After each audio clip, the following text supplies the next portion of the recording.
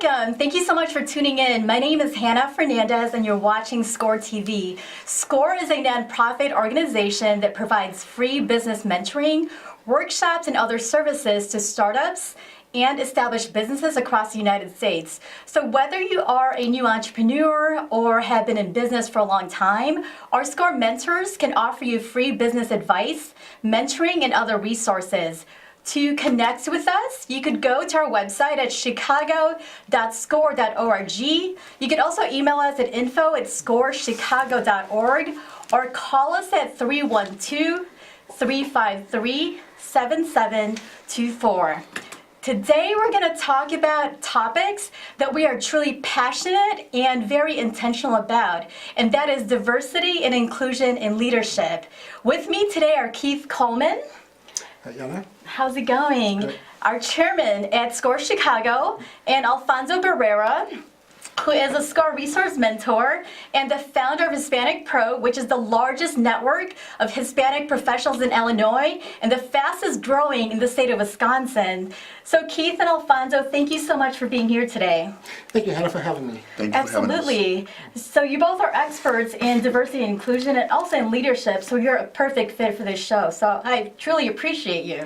Well, thank you very much. I wouldn't say I'm an expert, but I can tell you a few examples of what diversity and inclusion means. And that's all we need today. So as you both know, diversity is more important now than ever before because Americans are growing more diverse every year. So you both know that women, African Americans, Asians, and Hispanics have built up substantial positions as business owners in several sectors of our U.S. economy. And in many businesses, we actually see increased productivity, innovations, and profits. And this is all with a diverse and inclusive work environment. So unfortunately, though, however, women and minorities are still underserved, and so many barriers still exist to their success. So let's dig into what it truly means, when we talk about business, what a diverse and inclusive business workforce is.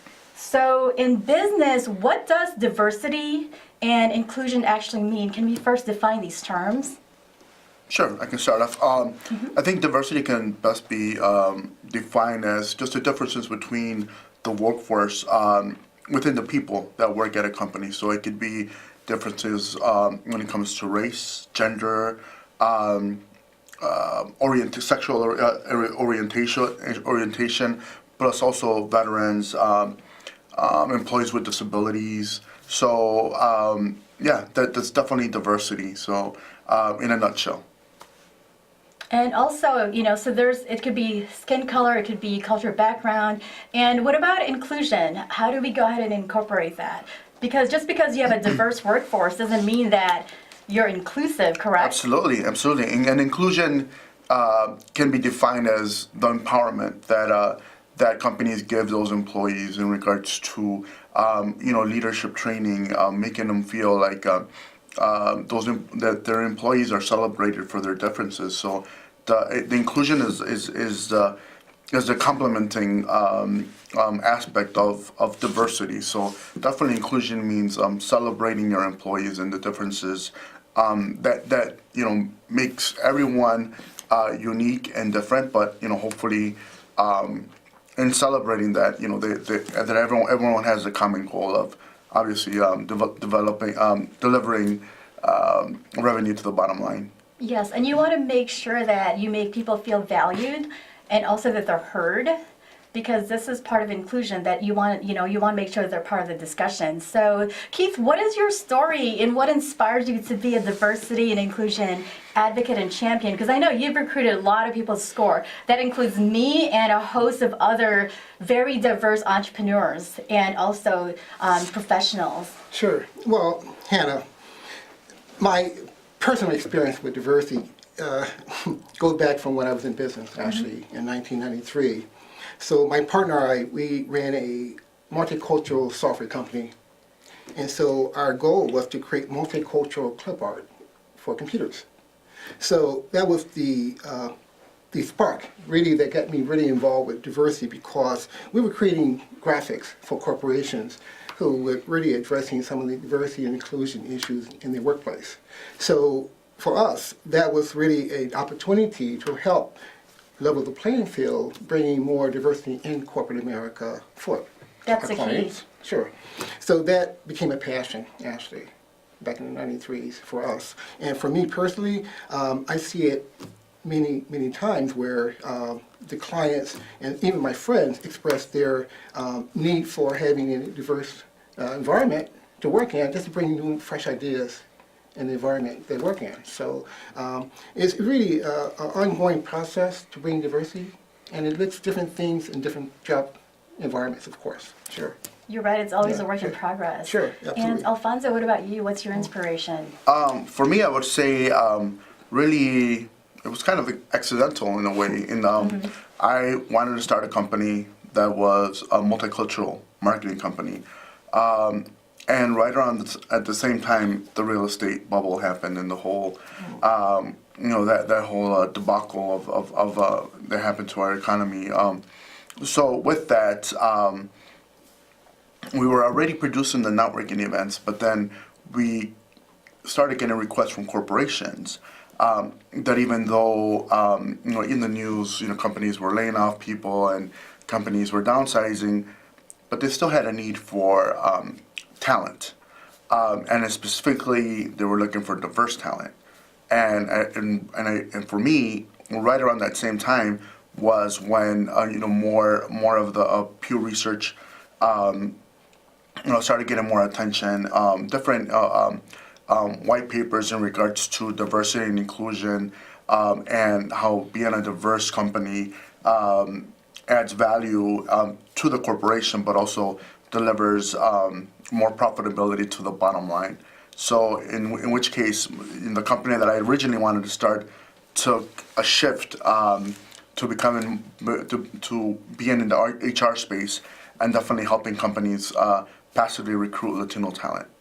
And you brought up a great point about bottom line, because that's one of the reasons why all businesses should go ahead and make sure that they have some strategies for diversity and inclusion set in place. So being a minority, has your business or experience been affected by that? And what barriers did you both have to overcome? Well, personally, for me, I've view it as being an opportunity. I don't think it being as being a problem or anything of that way. I'm always looking for a good challenge in terms of bringing new ideas to any kind of environment where I'm involved with, because when you have a good collage of ideas and people, they have different backgrounds of experiences, right? And so for me, I think it's bring on some great ideas, fresh ideas from individuals who, they have some value to add in terms of helping us reach our goals, And so I'm always trying to bring in new individuals who can help us and just bounce some exciting new ideas off of. And so that's basically for me, it's bringing in more talent. So. Sure. Well, in my case, it has been a benefit, because definitely I sell pretty much what I talk about, and and how much better than to look like the demographic that corporations want to reach. So I would say the difficulties have been in maybe I was doing things backwards, in a sense that I was cold calling companies that I identified as them having a need for diversity, a diversity of workforce, but also diversity training, diversity awareness, but they weren't prepared for it. Mm-hmm. Instead of targeting companies that get it, the companies that have done their research, that understand that X amount of dollars purchased from their products come from minorities, from people different than the general market, and so they understand that their workforce has to be representative of the people that buy their products.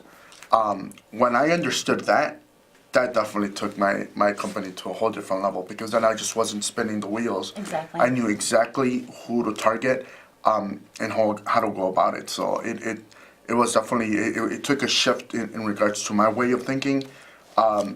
so in my sense, also learning about diversity and inclusion, Right. to understand that there are companies that have been doing this research for a long time. They just need the guidance and the avenues and the ways to go about it. So, and that's what with my company, I've been producing business forums, recruitment events for the past 8 years. Right, and you said you're relatable, and then the businesses that you deal with right now, they're qualified, and also they're ready, and they see the big picture, and they actually understand how it affects their bottom line. So let's take it, to businesses, because right now most businesses have to deal with a lot of big issues, such as market risks, you've got tight budgets, and also competition. So why should diversity and inclusion be a priority for them? What are some benefits for companies? Well, I think depending on what the business model is, of course, and depending on who the client is, from the client standpoint or the customer, I think it's good to have a team that represent your client base, because many times they can understand from the client viewpoint or customer viewpoint some of the things that they're experiencing. For example, if a manufacturer of a doll product, so the cultural diversity is important because you want to be sensitive to that culture, right? So that has been really an ongoing evolution for marketing to different ethnicities, in my viewpoint, particularly in African American communities. Sure. So many doll makers have been really trying to tweak their dolls to reflect the culture and the evolution of different hairstyles, for example. So that is really a typical product in terms of how a hairstyle changes over the years. Right. I think that is really an evolution. I think it's always going to evolve. Right. So. And you brought up a good point, because if you want to be successful in business, you got to be intimate and know what your clients want and what their needs are, because it's not about you, it's all about the customers. Absolutely, I believe in that. Absolutely, sure. Yeah, I would say, from my point of view, and what I've seen is definitely the inclusion part is the second half that I think that needs to be paid attention quite a bit, because beyond hiring a diverse workforce, then you have to retain them, and so retaining employees is part of the inclusion, making them feel welcome, having systems in place, having leadership programs so that they feel that a diverse workforce feels that there's a future within that corporation, Exactly. beyond them just being hired to do the work, right? But also for them to see themselves as succeeding at that company. So, or else a diverse workforce is not any different than just a general population, where if they don't feel welcome, if they don't feel like there's a future for them there will be opportunities to take on leadership roles, they'll leave and they'll go to a competitor. I completely agree, and that's one of the things that I'm very passionate about, because, again, I always say just because an organization has a diverse workforce, it doesn't mean anything if that workforce doesn't feel included, if they don't feel heard, and they're not put in a place of leadership. So we've got to put a lot more women and minorities in places of power, influence, and leadership. And that's one of the things that I'm very passionate and very intentional about. I think we're doing a great job at that right now at SCORE Chicago. Absolutely, you absolutely hit it right on the head, Hannah. Having a reflection of women, people of color, and including vets as well, in terms of in leadership roles, is so important, particularly where we are now in business and organizations. So, as I said before, everyone bring on unique experiences, but it has to reflect in terms of the ecosystems in which they're servicing. Yes. For example, we've recently, as you know, brought on a lot of younger entrepreneurs and professionals to SCORE Chicago, because those are the demographic we're serving now. Right. We're serving quite a number of younger entrepreneurs. Exactly. So they may not find it easy to relate to an older young man like myself, but perhaps they find at ease related to someone like yourself, Exactly. who can speak the same language. So and it's really about serving the client. It's all about them, in my opinion. That is the bottom line. Sure. And businesses owned by women and minorities right now, they continue to outpace the growth of non-minority owned businesses. However, there's a lag in revenue. So why do you think that's the case? Well, definitely when it comes to Hispanics, the Hispanic race group in the United States are creating more businesses at a faster rate than any other ethnic group. But the barriers are, I would say, similar to any small business, which they encounter, which is access to capital is a big one. Access to capital is definitely a big one. Guidance as well. Many do not come from a background where their parents also were entrepreneurs, so they feel the need to start a business because that's the only way that they have of making a living, in which case they're learning things as they go along or for the first time. And there is a process to it, and we've learned it as being SCORE members and SCORE mentors, is that there is a process so that more than likely your business will be successful. It's not 100% guaranteed, but obviously when you minimize your risk, it helps you maximize the potential for that company to grow. But definitely access to capital and also counseling and guidance are two of the biggest factors of why a company, a small business will not succeed. And that's why SCORE exists as well, because small business owners don't have to do this by themselves. There are different mentors within the SCORE organization, and we have a lot of key strategic alliances with other organizations as well. So if we're not able to help them, we could certainly go ahead and refer them to our networks as well. We have a vast network across the country. And so, across the nation, like you mentioned, a lot of business owners, they still face the issues of lack of capital, education networks, which are all essential, right, for businesses to grow. So from your experience, what can entrepreneurs and businesses do to actually increase access to these resources? Well, my philosophy, if you want to start a business, is to prepare for that, starting a business, right? So I take business, taking it from a holistic standpoint. The mind, body, and health, all that has to be in order before you can actually start. Just like when you want to apply for a loan, make sure you do an assessment of how your credit situation is, right? Right. So it really does having good financial health, right? Right. So in my opinion, that opens up more doors for you when you want to do acquire for a loan or grants. So the whole thing is, taking inventory, what your needs are, and going through your credit and making sure you open up more doors for yourself so, you can apply for a loan and you have a better chance of being, granted a loan. So the whole thing is to really do an assessment of your credit situation and figure out what you need, in terms of your business. And so, it's all about holistic, your financial has as much to do with your finances as well as your health. It really is. It's all interconnected. Oh, they are. Sure. So, I think people just don't think of the big picture of, finance, and just think about the money. Because if you don't have enough money, you can be stressed out, right? Right. So it all works together. It really Yes. does, in my opinion. Sure. Exactly. Sure. From my standpoint, it's definitely you have to be 100% in, and you have to live it and breathe it, and do a sincere assessment of yourself. Right. If you have what it takes. I come across a lot of entrepreneurs who want to start their own business because they want work-life balance.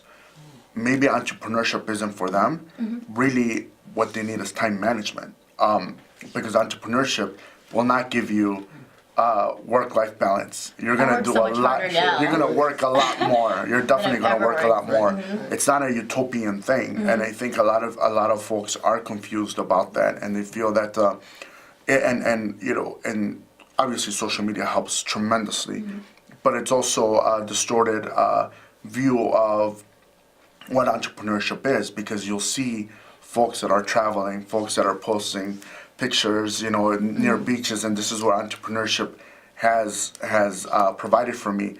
But if you dig a little deeper, they still have an employer and they're still working for someone. Sure. That's not entrepreneurship. Entrepreneurship is when you're 100% in, and something is not a side hustle. It's your main form of living.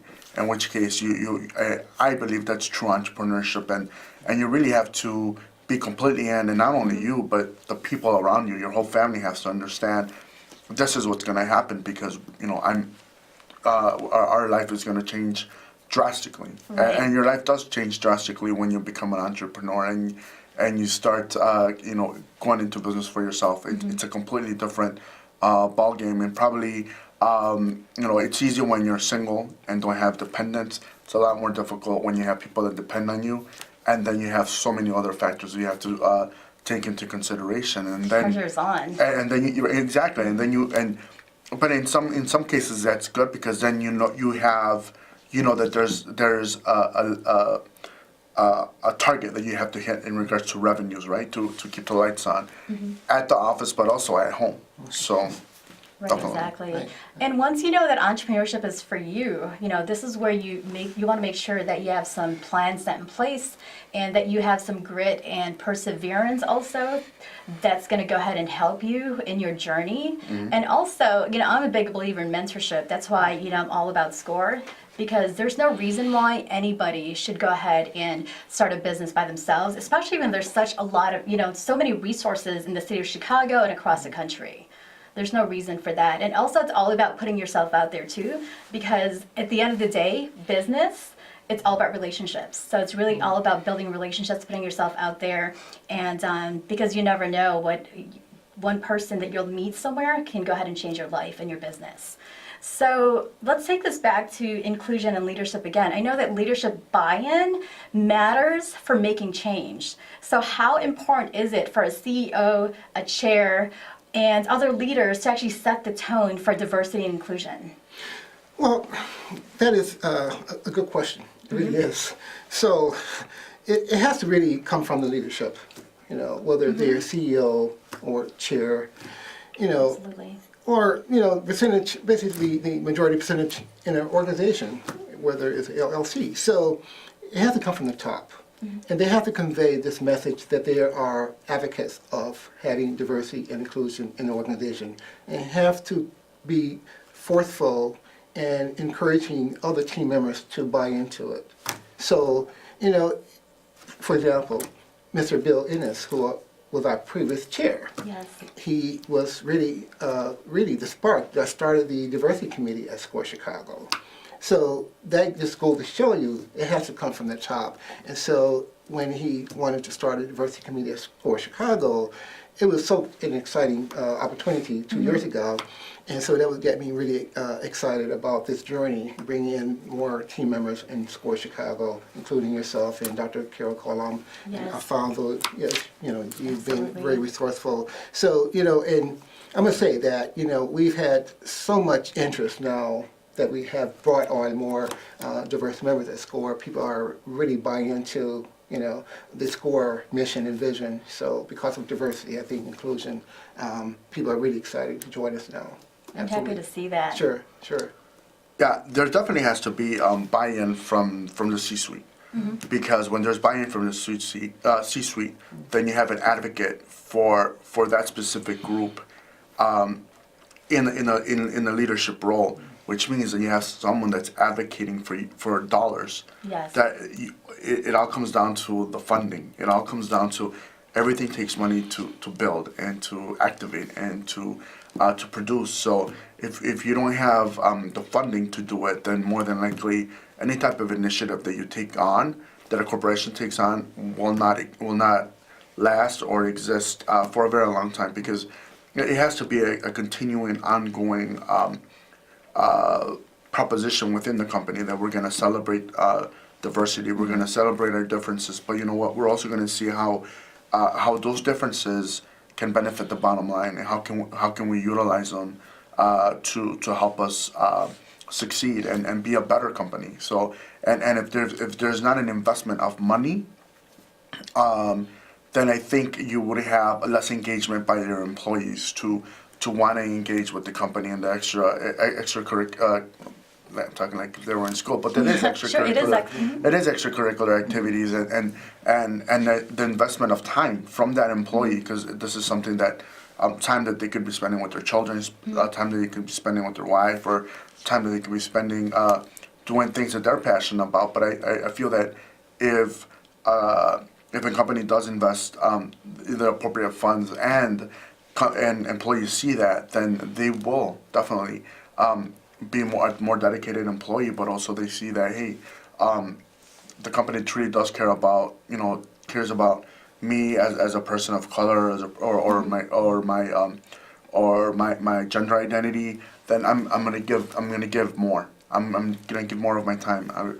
And for instance, when it comes to volunteering, all these things that are now becoming very critical to companies is having programs of social change. That has become a big topic with companies, but you won't have that buy-in if you don't see if employees don't see that companies are making a change and investing in that change. Exactly, and you got, not only do you have to be intentional, but you also got to go ahead and make sure you take action and you implement the strategies to actually set those programs in place. So what advice would you both give minorities who would like to set themselves up in a better position of leadership and influence in business and in our community? My personal path, and everyone has to decide the path they want to take. For me, I'm never trying to do anything by myself, for example. So, whatever I'm passionate about, for example, I love volunteering, helping businesses, entrepreneurs. And so, you have to really do some research, find out which organization are aligned with what your personal needs are. If you love volunteering to help entrepreneurs or children, look for an organization that meets your needs and doing work in the community that you can get some benefit and value from. So I suggest them doing some research, number one, and connect or join an organization that provide volunteering opportunities, number one.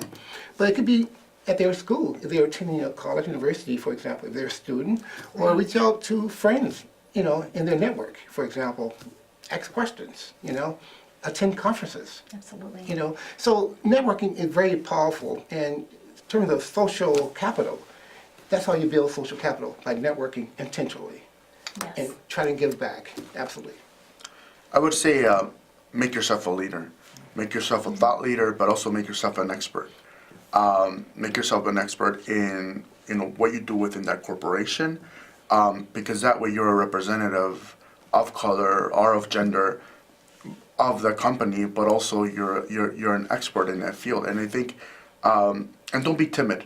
If there's like he said, attending conferences or attending workshops, more than likely an employer will pay for you to attend these things if they're across, to attend conferences that are across the country. But don't be afraid to ask. You gotta push a little bit to see where you stand. But I always think that don't just assume that a company won't do something when you really haven't gone out there and asked for, given the ask. And I think you really have to do the ask. And it's almost like in sales. You have to investigate, but also be prepared when you come to them and say, hey, this is a conference that's going to help me out. Plus I can bring back nuggets of information that's going to help our workforce out and make us a better company. But don't always assume that a company is going to say no. Surprisingly, a lot of companies will say yes, and they will want to invest in their employees, in their leadership, and also in their growth within their corporation. But definitely, you have to be asking. You have to ask, just like you ask for a sale when you're a business owner. You have to ask for the opportunity from your employer. Exactly, because the investment in your growth and leadership is actually going to go out and benefit the company's bottom line as well. So it benefits them. So Alfonso and Keith, thank you so much for being here today and for all you do for SCORE. I really appreciate both of you. And really, let's all keep inspiring and empowering, because there's a lot of work that needs to be done. But, we're up for it. Well, thank you very much for the opportunity, Hannah, and thank you for your time you give to SCORE as well. Absolutely, it's my pleasure. So to those of you watching right now, if you'd like some free business mentoring, or if you'd like to become a SCORE mentor, we would love for you to connect with us. Again, our website is chicago.score.org. My name is Hannah Fernandez. Thank you so much again for watching, and we'll see you again next time at SCORE TV.